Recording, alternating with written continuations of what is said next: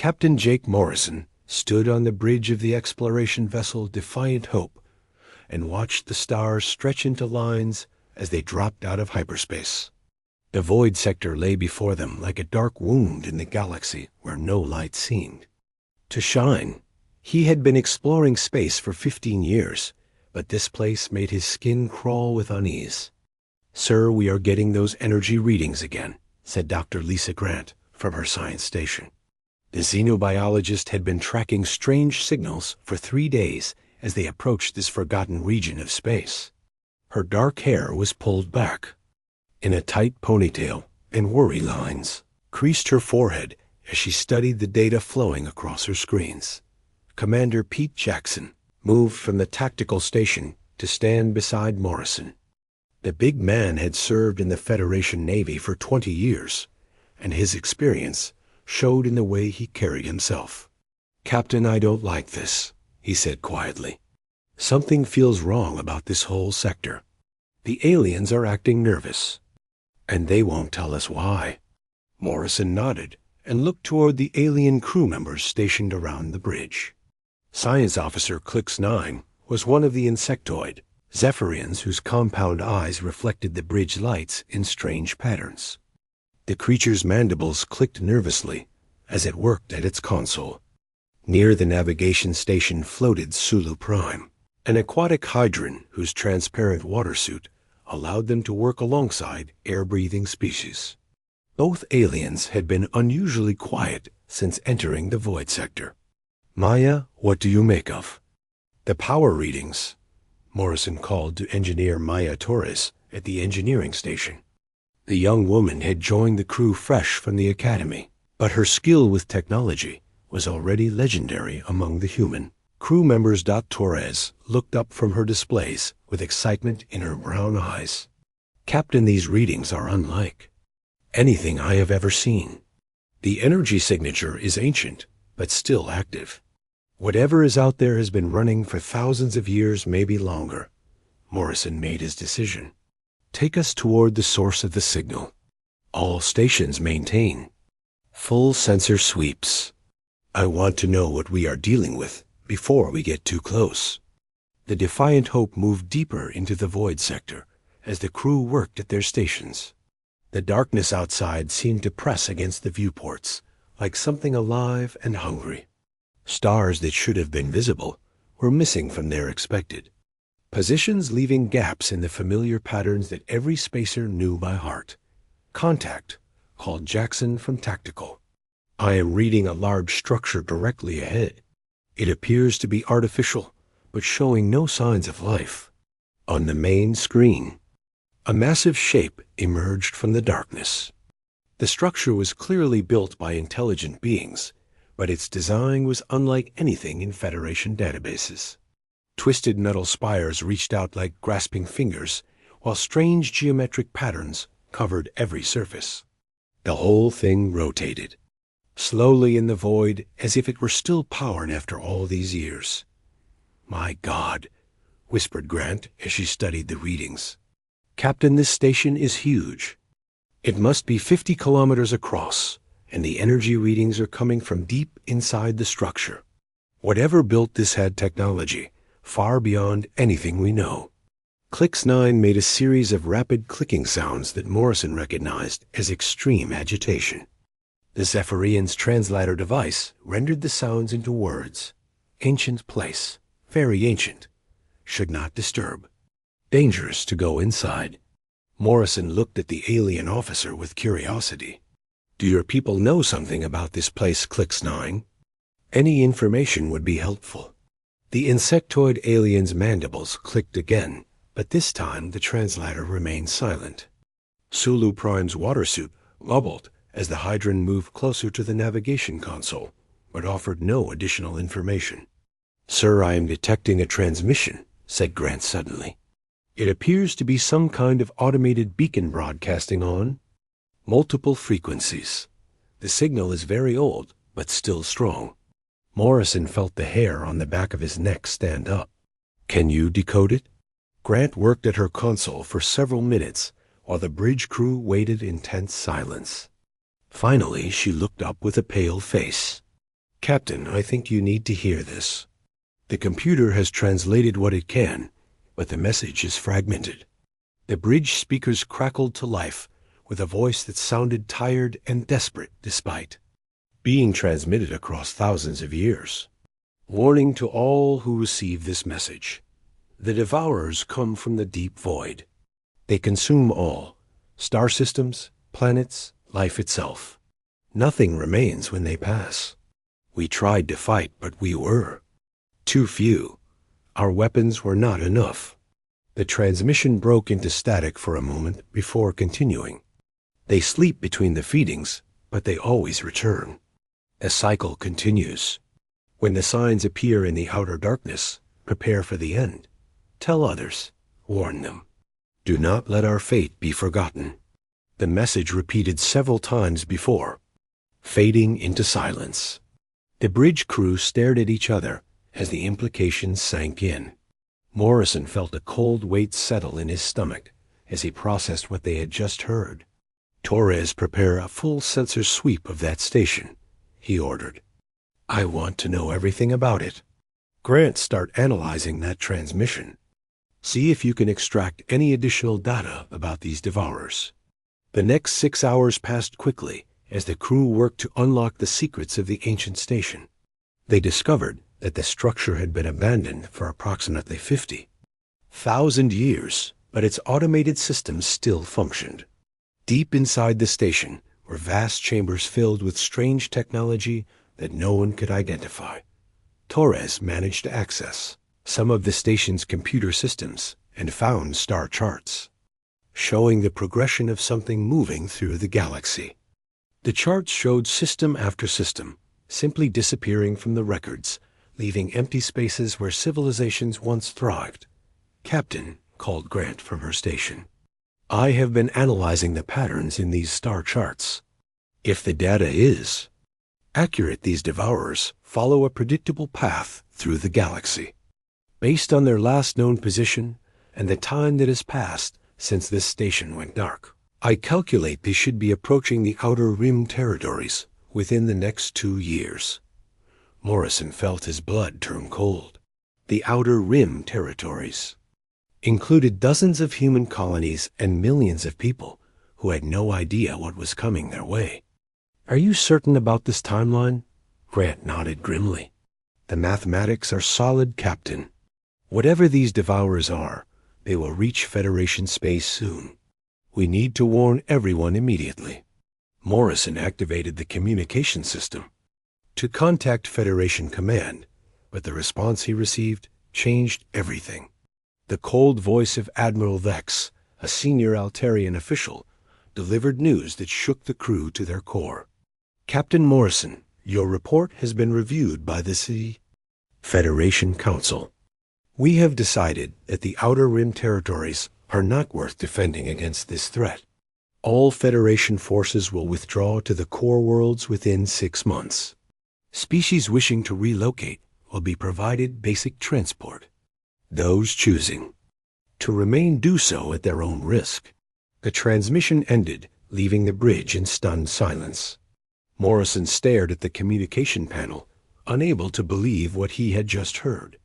The Federation was abandoning billions of people rather than face an unknown enemy. KLI X-9 and Sulu Prime received similar orders from their respective governments within hours. Both aliens expressed regret, but stated they had no choice but to follow their species' commands to return home. By the end of the day, Morrison watched as his alien crew members boarded their shuttles and departed for their own ship's dot. As the last shuttle left the docking bay, Morrison turned to his remaining human crew members. Grant, Jackson, and Torres stood behind him on the bridge, looking lost and angry. Outside the viewports, the ancient station continued its slow rotation in the darkness, like a monument to a forgotten civilization. So what do we do now, Captain? Asked Jackson quietly. Morrison looked at the faces of his crew and felt something harden inside his chest. These people trusted him to make the right choice, and he would not let them down. The Federation might be willing to abandon the Outer Rim, But humanity had never been good at walking away from a fight. "We go home," he said finally. "We tell everyone what we found here, and we prepare for what is coming. The Federation may have given up, but that does not mean we have to." Admiral Karen Stone stood before the emergency session of the Human Colonial Council on Earth and felt the weight of every decision that had brought them to this moment. The council chamber was packed with representatives from across human space, all waiting to hear what she had to say about the Federation's abandonment. Outside the tall windows, she could see ships coming and going from the orbital platforms as word spread throughout human space about the crisis they now faced. "Ladies and gentlemen, we are alone," she began without ceremony. "The Federation has made its choice, and that choice does not include protecting our colonies or our people. We have approximately 18 months before these devourers reach our outer territories, and we must decide how humanity will respond." Dr. Richard Hayes stood up from his seat in the front row. The head of the Xenorchaeology Institute had spent the last 3 weeks analyzing every piece of data that Captain Morrison had brought back from the ancient station. His weathered face showed the strain of sleepless nights spent trying to understand an enemy unlike anything humanity had ever faced. "Admiral, the data is clear," Hayes said as he activated a holographic display above the council floor. "These devourers are not a conventional military force. They appear to consume matter and energy at the quantum level, leaving nothing behind but empty space. Every civilization that has encountered them has been completely destroyed." The holographic display showed system after system disappearing from the galaxy over millions of years. Each red dot represented worlds that once held billions of lives, now reduced to nothing but cold vacuum. The pattern was methodical and relentless, like a plague moving through the stars. "How many people are we talking about?" asked Counselor Janet Phillips from the Mars delegation. Her voice was steady, but Stone could see the fear in her eyes as she processed the scale of the threat. Hayes manipulated the display to show the outer rim territories in detail. "Current population estimates suggest we have approximately 47 million people living in the direct path of these entities. That includes miners, farmers, researchers, and their families who have built their lives on worlds that will be consumed if we do nothing." Meanwhile, on the rim world of New Dakota Colonial Governor, Amy Rodriguez was dealing with the immediate effects of the Federation's announcement. Panic had spread through the colony as families tried to decide whether to flee deeper into human space or stay and fight for their homes. She stood in the colony's main communications center coordinating with other rim world governors, while her military advisor, General Chris Martinez, worked on evacuation plans that everyone knew were inadequate. "Amy, we don't have enough ships," Martinez said as he reviewed the transport manifests.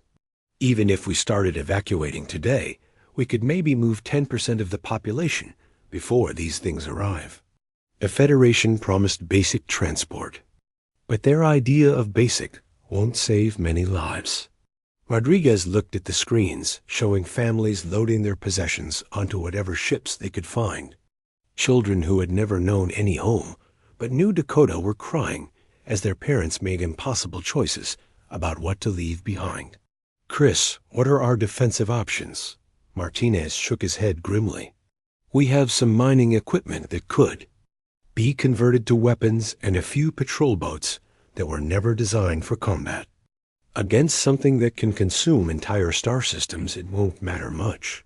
Back on the Defiant Hope, Captain Morrison's team continued studying the ancient station while waiting for orders from Earth. Engineer Maya Torres had managed to access deeper levels of the station's computer systems, and what she found gave her nightmares. The extinct civilization had tried everything to stop the Devourers, including weapons that could crack planets and shields that could protect entire solar systems. Nothing had worked. "Captain, look at this," Torres called from her workstation. Morrison and Dr. Grant gathered around her screens as she displayed the translated records from the station's archives. They call it a quantum resonance field. Theory suggests that these devourers feed by manipulating quantum states to convert matter into energy. If you could disrupt that process, you might be able to stop them. Grant leaned closer to study the technical specifications. Maya, this is incredibly advanced physics. The power requirements alone would be enormous. You would need the energy. Output of multiple fusion reactors just to create a small field. Torres nodded, but her eyes remained fixed on the data. The civilization that built this station was working on a prototype when they were destroyed. The records show they believed it could work, but they ran out of time. Captain, if we could understand this technology, it might give us a chance. Morrison studied the alien text scrolling across the screens. Even translated into English, the concepts were barely comprehensible, but he could sense the desperation of the beings who had written these records. They had faced the same impossible choice that humanity now confronted. On Earth, President Nicole Carter prepared to address the human sphere. The decision she was about to announce would define humanity's future, and she knew that billions of lives hung in the balance. Her advisors had presented her with careful calculations, showing that resistance was futile and evacuation was the only logical choice. She had listened to their arguments and then made a decision that surprised them all. The global broadcast began at exactly noon Earth time.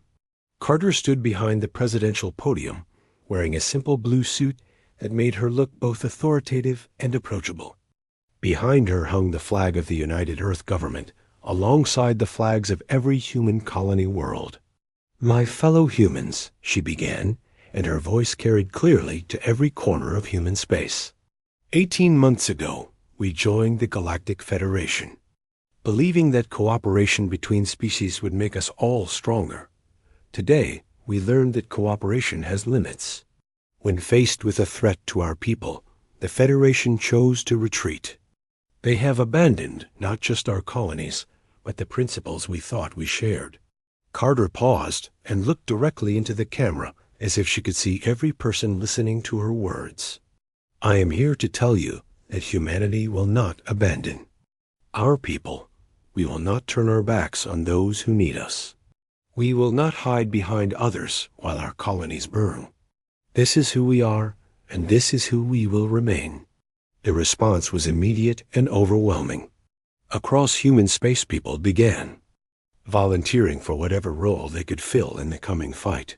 Retired military officers returned to service.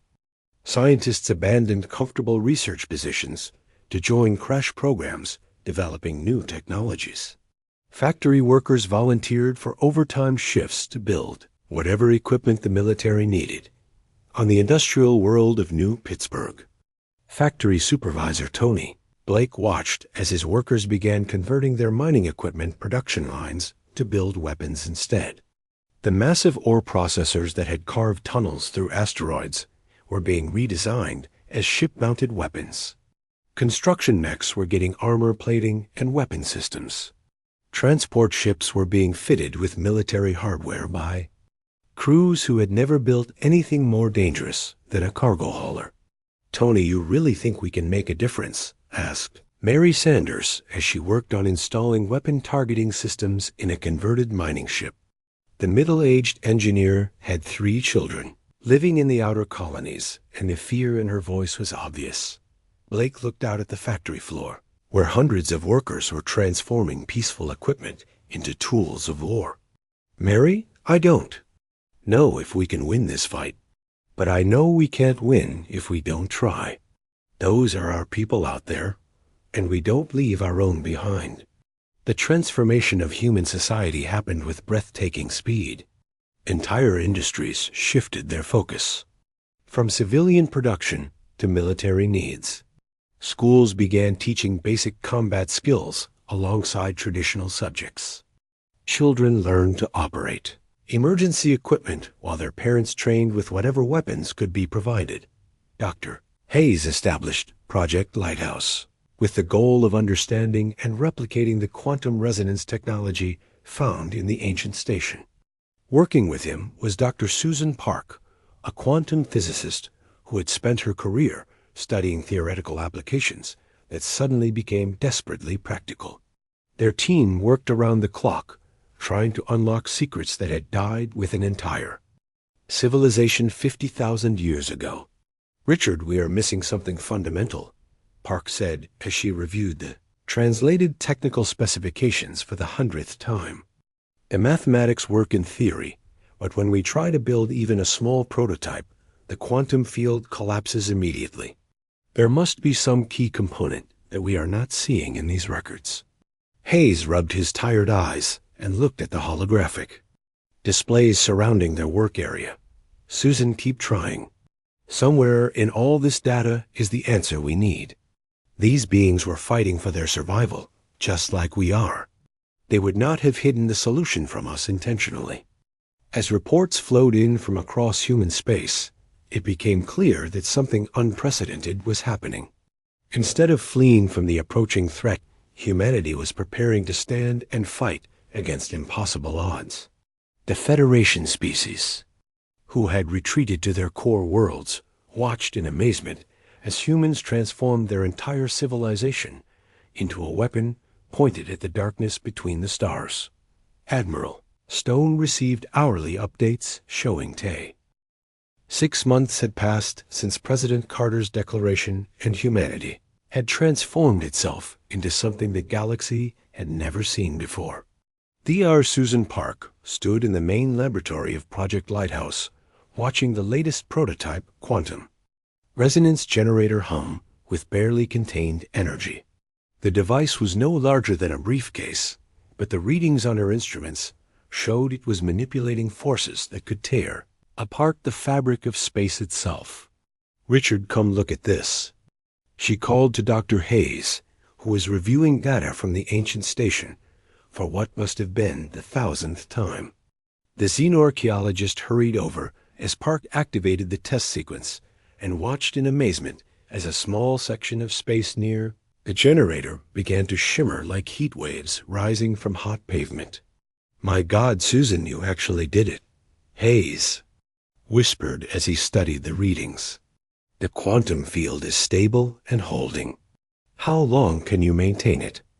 Park monitored the energy flow carefully as the generator continued operating. About 47 seconds before the power cells drained completely. "Richard, this is just a tiny field barely large enough to affect a coffee cup. To create something that could disrupt these devourers across an entire star system, we would need power sources that humanity simply does not possess." Meanwhile, Captain Morrison had been promoted to fleet commander and now stood on the bridge of his new flagship, the heavy cruiser Relentless Dawn. The ship had been built in record time using new construction techniques developed specifically for the war effort. Every surface was covered with armor plating and weapon systems, while the interior spaces were designed for maximum efficiency rather than comfort. Commander Pete Jackson worked at the tactical station, coordinating with the dozens of ships that made up the new Rim Defense Force. The fleet consisted of converted civilian vessels, alongside purpose-built warships that incorporated every defensive innovation human engineers could develop. Each ship carried volunteer crews who knew they might not survive the coming battle, but had chosen to stand and fight anyway. "Jake, we have reports coming in from the outer sensor networks," Jackson said as data flowed across his displays. Long-range scans are picking up gravitational anomalies moving through the empty systems beyond the rim. Whatever these devourers are, they are definitely heading our way. Morrison studied the sensor readings and felt a familiar cold weight settle in his stomach. The anomalies were moving faster than anyone had predicted, which meant they had less time to prepare than originally calculated. "How long do we have, Pete?" Jackson ran the calculations quickly. "Based on current speed and trajectory, I estimate first contact in approximately 14 months. Sir, that gives us less time to finish the quantum resonance project. On the industrial, World of New Pittsburgh Tony Blake supervised the final assembly of the first Beacon-class vessel. The ship was unlike anything humanity had ever built, with its hull specifically designed to house the massive quantum resonance generators that Dr. Park's team had developed.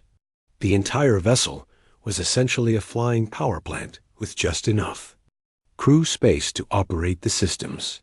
"Tony, this thing looks like it was designed by someone who hates pilots," said Engineer Maya Torres as she inspected the cramped control systems. She had been transferred from the Defiant Hope to oversee the technical integration of the new resonance technology into the fleet. Blake nodded grimly as he watched technicians install the final components. "Maya, these ships are not meant to be comfortable. They are meant to get close enough to the Devourers to disrupt their feeding process. The crews volunteering for this duty know they probably will not be coming home." Torres ran her hands along the quantum field generator that took up most of the ship's interior space. The device was beautiful in its complexity, with crystalline components that seemed to bend light around them. "How many of these ships are we building?" 50 if we can manage it," Blake replied. "Each one requires resources that could build 10 regular warships." The President herself approved the allocation because without these beacon ships, our entire fleet is just target practice for things that eat star systems. Back on New Dakota, Governor Amy Rodriguez had transformed her agricultural colony into something resembling a fortress world. Every farm now doubled as a weapons emplacement, while the colonists trained daily with equipment that had been converted from peaceful tools into instruments of war. Children learned to operate defensive systems alongside their regular schoolwork, while their parents prepared for a siege that might last years. "Amy, the evacuation ships are ready to depart," General Martinez reported as he entered the colony's command center. "We can still get about 30,000 people to safety if they leave within the next few days." Rodriguez looked at the displays showing the colony's defensive preparations. Mining equipment had been converted into massive projectile weapons, while the agricultural domes now housed radar systems and communication arrays. "Chris, how many people have volunteered to stay and fight?" Martinez checked his personnel roster with a mixture of pride and sorrow. "Over 200,000. These people have decided that New Dakota is worth defending, even if it costs them their lives. Families who could leave safely are choosing to stay together and face whatever comes." The breakthrough that changed everything came when Dr. Park discovered that the ancient civilization had not been trying to build one massive quantum resonance generator. Instead, they had been developing a network of smaller devices that could work together to create interference patterns across multiple star systems. The concept was elegant in its simplicity, but required precise coordination between dozens of mobile platforms. "Richard, look at these calculations," Park said excitedly as she showed Hayes the new design specifications.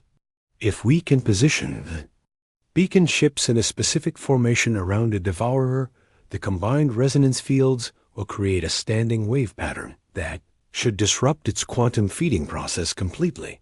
Hayes studied the mathematics carefully. "Susan, this is brilliant. But it means our ships will need to operate in close formation, while under direct attack from something that can consume entire planets. The coordination requirements alone will be almost impossible to achieve in combat conditions." Park nodded soberly. "I know the risks, Richard, but this is our only chance. The alternative is watching these things strip our colonies bare while we fire conventional weapons that cannot even scratch them." News of the breakthrough spread quickly through the human fleet and colonies. The beacon ships went from experimental prototypes to humanity's primary weapon against an enemy that seemed invincible. Volunteers lined up to crew the dangerous vessels, despite knowing that their survival chances were minimal at best. Captain Ellen Price had been selected to command the first operational beacon ship after volunteering for the most dangerous assignment in human military history. She stood in the cramped control room of her vessel, while technicians made final adjustments to the quantum resonance systems. The ship hummed with barely contained energy as the generators prepared for their first live fire test. "Captain, we are ready to begin the test sequence," reported our chief engineer, Lieutenant Dan Cooper. The young officer had graduated from the academy just 2 months earlier, but his expertise with quantum mechanics made him invaluable to the program. Price activated the ship's communication system to coordinate with the test range. "Control, this is Beacon 1 requesting permission to activate quantum resonance field." The response came immediately from Morrison aboard the Relentless Dawn. "Beacon 1, you are cleared for activation. All ships maintain safe distance and monitor for field effects." Price took a deep breath and activated the resonance generator. The ship shuddered as massive amounts of energy flowed through the quantum field projectors, and space around them began to ripple with visible distortions. 30 seconds the field held steady before the power cells drained and everything returned to normal. "Control, this is Beacon 1. Price reported with satisfaction in her voice.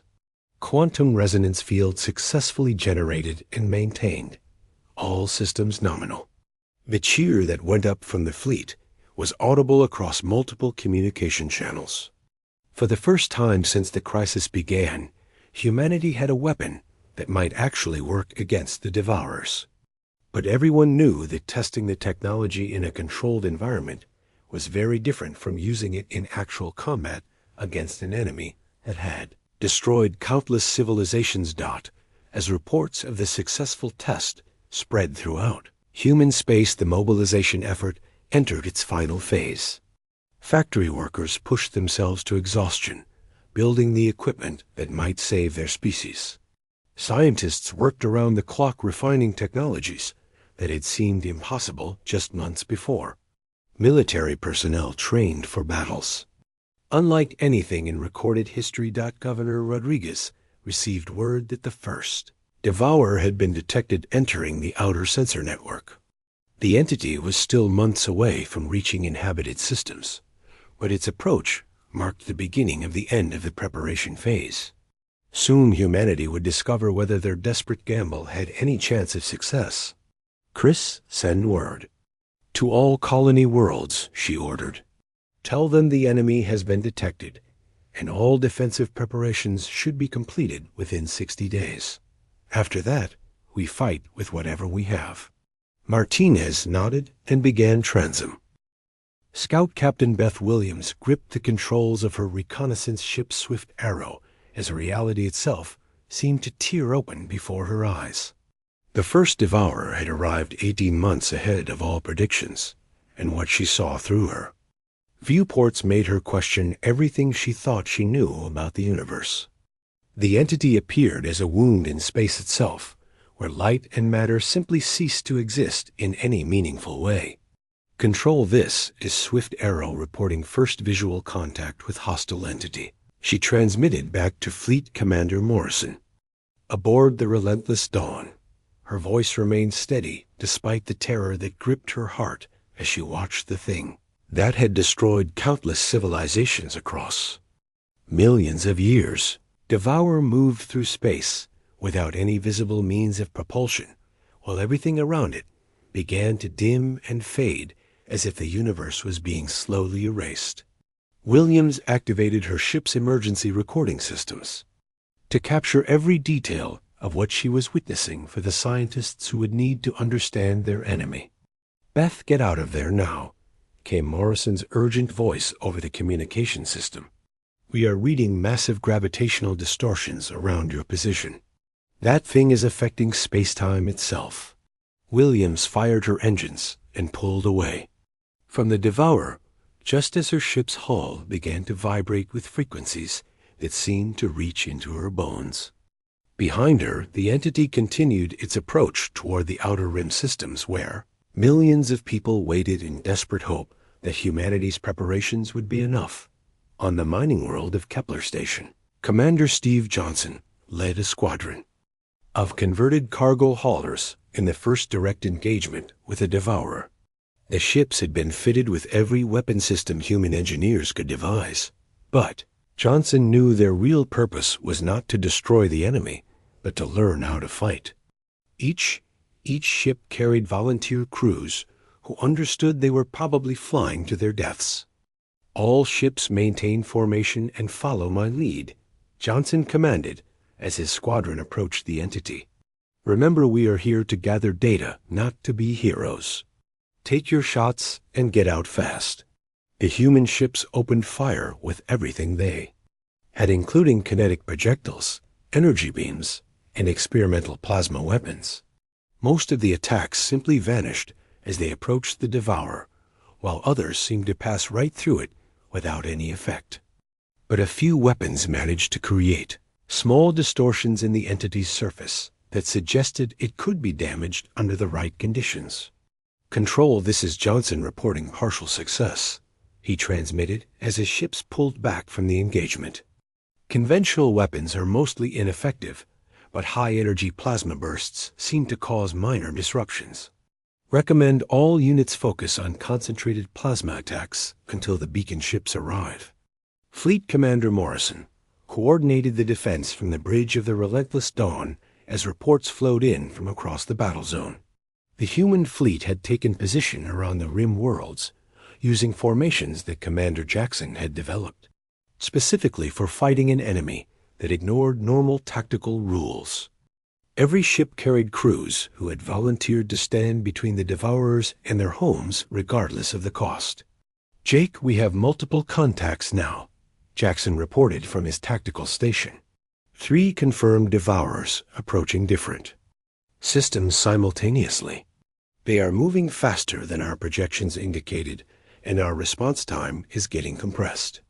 Morrison studied the tactical displays showing the enemy's advance. "Pete, signal all beacon ships to begin final approach. DR Park needs to activate the quantum resonance network before these things reach the inhabited planets." Dr. Susan Park worked frantically aboard the research vessel New Horizon as her team prepared to test their quantum resonance technology against a real devourer for the first time. The mathematics were perfect, and the small-scale tests had been successful, but nobody knew if the theory would work against an entity that could consume entire star systems. "Susan, we are getting reports that the resonance field is affecting our own ships," called Dr. Hayes from his monitoring station. "Several crews are reporting nausea and disorientation when the beacon ships activate their generators." Park checked her readings and felt her heart sink. "Richard, the quantum field is more dangerous to biological organisms than we calculated. The crews operating the beacon ships will need constant medical support and frequent rotation or the exposure will kill them."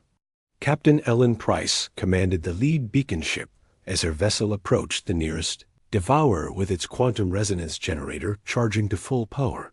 Her crew had been trained for this moment, but nothing could have prepared them for the reality of flying directly towards something that represented the end of everything they knew and loved. "All beacon units, this is Price reporting ready to activate resonance field," she transmitted to the other ships in her formation. "Remember to maintain precise positioning no matter what happens. If we break formation, the interference pattern will collapse and this whole mission fails." Price activated her ship's quantum generator and immediately felt the effects as reality seemed to bend around her vessel. The sensation was indescribable, like being turned inside out while falling through empty space. Around her, the crew worked at their stations despite the physical discomfort that threatened to overwhelm them all. The effect on the Devourer was immediate and dramatic. The entity's feeding process stuttered and failed as the quantum resonance field disrupted its ability to convert matter into energy. For the first time in millions of years, one of these cosmic predators found itself unable to consume everything in its path, but victory came at a terrible cost. The resonance field proved even more dangerous to human crews than Dr. Park had feared. Within minutes of activation, several beacon ship crew members collapsed at their stations, while others reported severe neurological symptoms that would require immediate medical treatment. Control This is Price reporting successful disruption of enemy feeding process. She transmitted through gritted teeth as the quantum field tore at her nervous system. But we cannot maintain this field for extended periods. Crew rotation will be essential for continued operations. On New Dakota, Governor Amy Rodriguez coordinated the civilian evacuation while maintaining the defensive preparations that had transformed her agricultural world into a fortress. The colonists who had chosen to stay and fight worked alongside military personnel to operate weapon systems that had been converted from farming equipment. Amy, we have confirmation that the quantum resonance technology works. General Martinez reported with excitement in his voice. The beacon ship successfully disrupted a devourer at Kepler Station. We actually have a chance of winning this fight. Rodriguez looked at the screens showing families huddled in reinforced shelters while defensive teams prepared for the battle that would determine the fate of their world. Chris, tell our people that humanity has struck the first blow against these things. Let them know their sacrifice might actually mean something. The news of the successful quantum disruption spread through the human fleet and colonies like wildfire. For the first time since the crisis began, people dared to hope that their desperate gamble might actually succeed.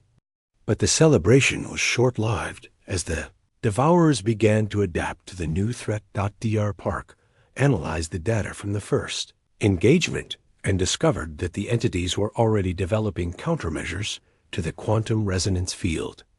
Richard, they are learning from our attacks, she reported with growing alarm.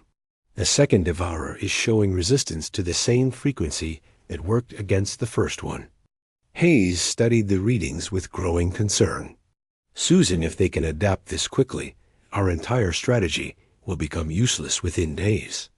We need to find a way to stay ahead of their evolutionary process. The race between human innovation and alien adaptation had begun.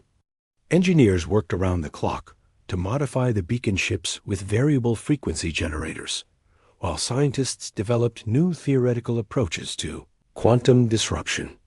Every hour that passed brought the devourers closer to the inhabited worlds while humanity struggled to maintain their technological advantage. Captain Price led her beacon squadron in a second engagement against a devourer that had adapted to their original tactics. The quantum resonance field that had been so effective in the first battle now produced only minor disruptions, while the entity continued its relentless approach toward a colony world with 2 million inhabitants. Control This is Price reporting. Limited effectiveness of current resonance patterns. She transmitted as her crew struggled with the effects of prolonged quantum field exposure. We need new frequency modulations immediately, or this thing will reach the colony within 6 hours. Morrison felt the weight of command as he realized that humanity's greatest weapon was already becoming obsolete. The devourers were proving to be far more adaptable than anyone had imagined, while his crews were suffering from exposure to the very technology they needed to fight the enemy. In the depths of space, ancient entities that had destroyed civilizations for millions of years encountered resistance for the first time in their existence. The quantum resonance fields disrupted their feeding process and forced them to develop new strategies for dealing with prey that could actually fight back. They had survived countless challenges over the eons. The message that changed everything arrived when humanity's situation seemed hopeless. Fleet Commander Morrison stood on the bridge of the relentless dawn, watching his beacon ships struggle against devourers that had adapted to every weapon in the human arsenal. The quantum resonance fields that had once disrupted the entities now barely slowed their advance toward the colony worlds where millions of people waited for salvation that might never come. Sir, we are receiving a transmission on an emergency frequency, reported Communications Officer Linda Hayes from her station.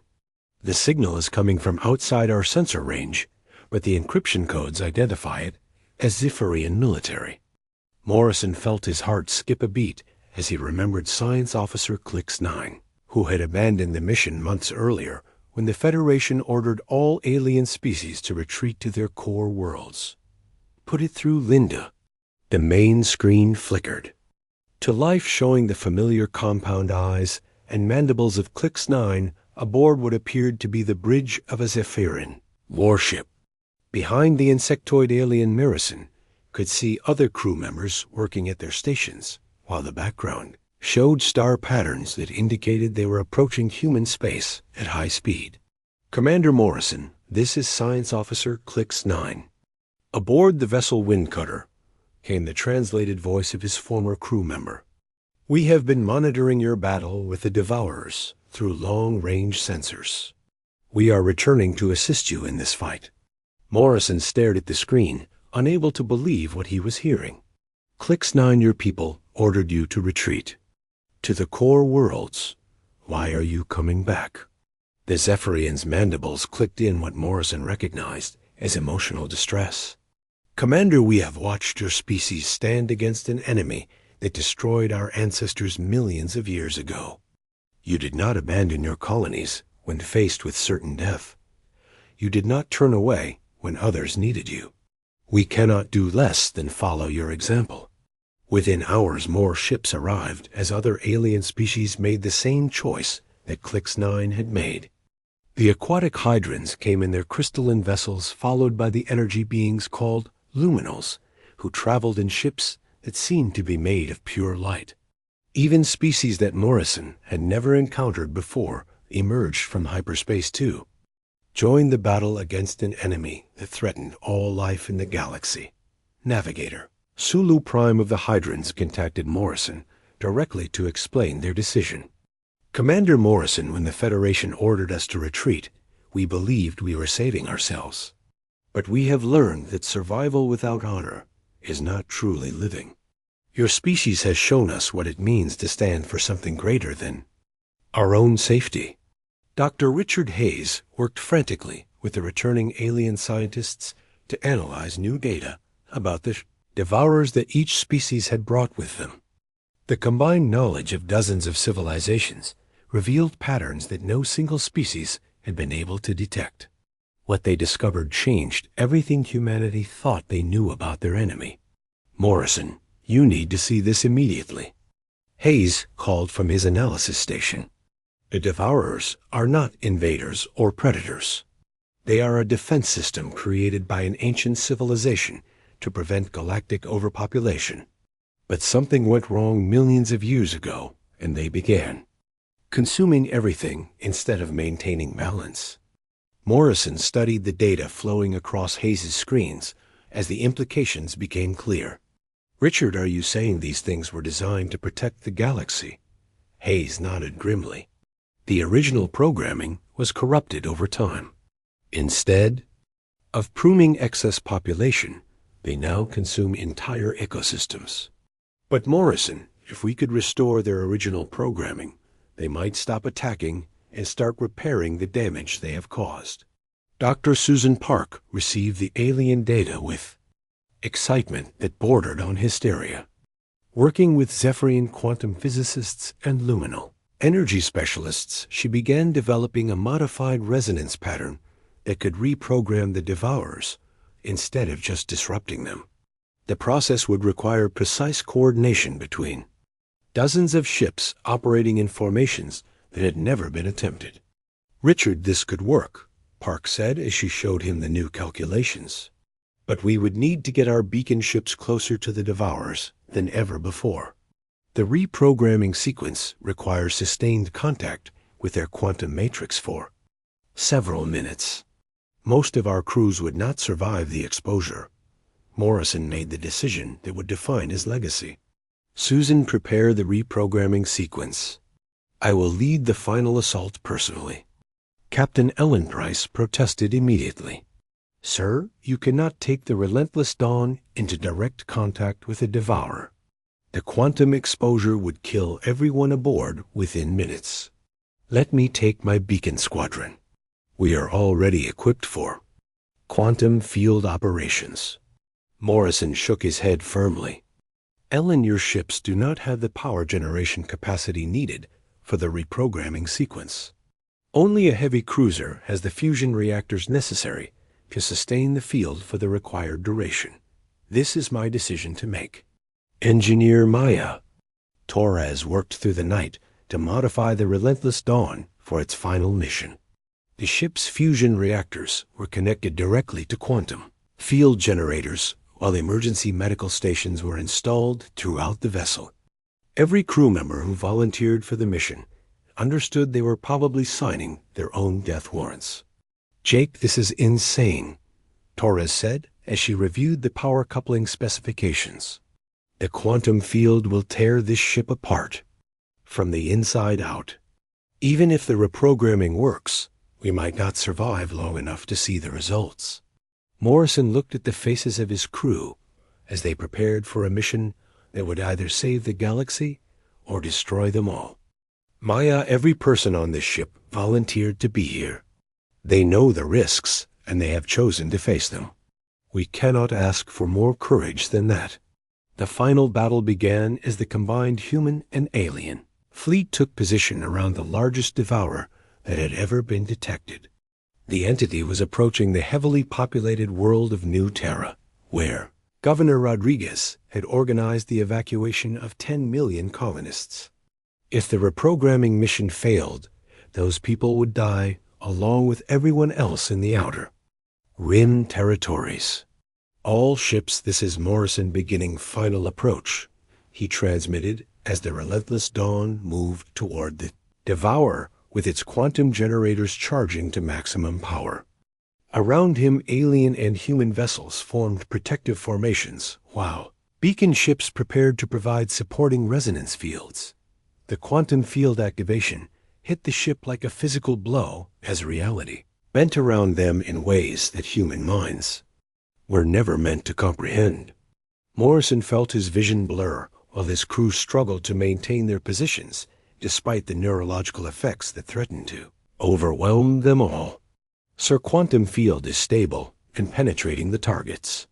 Matrix, reported Torres, through gritted teeth as her instruments recorded the reprogramming sequence flowing into the Devourer's core systems. But the field is tearing us apart. Hull integrity is failing, and we have multiple system overloads. Morrison watched the tactical displays as the Devourer's behavior began to change. Instead of consuming everything around it, the entity started to slow its feeding process, while energy patterns within its structure shifted to match the original programming templates. Maya, how much longer do we need to maintain contact? Torres checked her readings as sparks flew from overloaded circuits. Around the bridge. 30 more seconds, sir. But I do not think the ship can hold together that long. The final 30 seconds felt like hours as the Relentless Dawn shuddered under forces that threatened to tear it apart at the quantum level. But Morrison's crew held their positions and maintained the reprogramming field until the sequence completed. Successfully. When the quantum generators finally shut down, the ship was a wreck, but they were still alive. The effect on the live Devourer was immediate and miraculous. Instead of continuing its destructive advance, the entity began to reverse its feeding process. Matter and energy that had been consumed were restored to the space around it, while the quantum wounds in reality began to heal. Within hours, the Devourer had transformed from a cosmic predator into a force of restoration and renewal. All ships, this is Morrison reporting successful reprogramming of primary target. He transmitted to the fleet as his crew cheered despite their injuries. The entity has ceased hostile activities and appears to be repairing damage to local spacetime. The reprogramming sequence spread like a quantum virus through the network of Devourers as each entity shared the corrected programming with others of its kind. Across the galaxy, ancient machines that had terrorized civilizations for millions of years suddenly remembered their true purpose and began the long work of healing the wounds they had inflicted. Admiral Karen Stone received the victory reports. On Earth, while watching the first restored star system appear on long-range sensors, Where empty void had existed for thousands of years, new stars were forming from matter that the reformed devourers were turning to normal space. "Admiral, we are receiving communications from Federation Command," reported her aide, Captain Frank. "Wilson, they want to know if humanity requires assistance now that the crisis has passed." Stone looked at the displays showing human and alien ships working together to coordinate relief efforts for the restored systems. The species that had, and in them in there,